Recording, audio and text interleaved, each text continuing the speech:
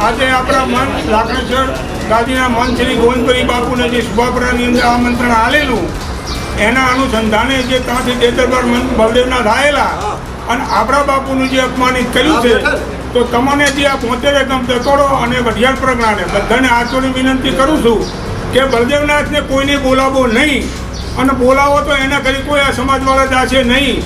એણે આપણા ગુરુનું અપમાન કર્યું છે એનો એ ઓગળો અપમાન કરશે તમને કહું બરોબર.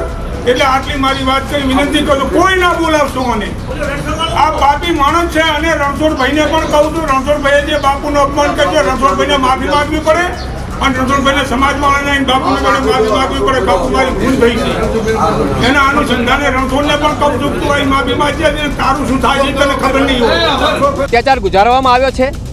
ખુદ પીડિતે અર્જણ કાકાએ એમના મોઢેથી એમનું નિવેદન એમણે આપ્યું છે કે જે દેવ દરબાર મંઠના મહંતે એમણે અપહરણકર્તાઓને મોકલ્યા છે અપહરણ કરવા માટે, અપહરણ કરાવે છે, ત્યાં લઈ જઈને એમને ઢોર મારવામાં આવે છે એમના લુખ્ખા તત્વો દ્વારા.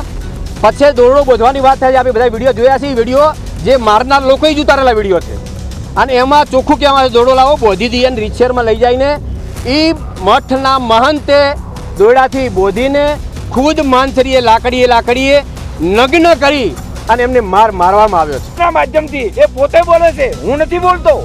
એ બળદેવનાથ બાપુ એવું બોલે છે કે તારી પાછળ હું 12 મહિનાથી છું અને તને આ અંજામ આપવાનો હતો અને તને આજ ઉપાડી લીધો છે.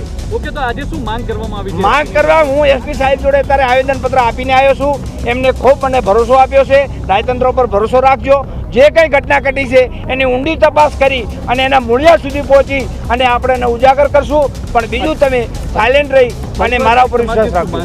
સંદર્ભે આજે ચૌધરી સમાજ આવેદનપત્ર આપવામાં આવ્યો હતો કે જે ઘટના ઘટી છે એની મૂળ સ્વરૂપે ફરિયાદ લેવામાં આવે. ફરિયાદમાં અને વાસ્તવિકતામાં વિસંગતતા છે એના આધીન થઈ અને આજે ચૌધરી સમાજ આવેદનપત્ર આપવામાં આવેલો. બસ આ જ વાત હતી. માંગ નહીં સ્વીકારે તો નહીં, માંગ સ્વીકારવાની માન્ય પોલીસ વડાએ ખાતરી આપી છે. અમે એફિડેવિટ આપવાના છીએ. પોલીસ એફિડેવિટ લેવા તૈયાર છે. જે કોઈ આરોપીઓ છે એની તટસ્થ અને નિષ્પક્ષ તપાસ કરવાની પણ જિલ્લા પોલીસ વડાએ અમને ખાતરી આપી.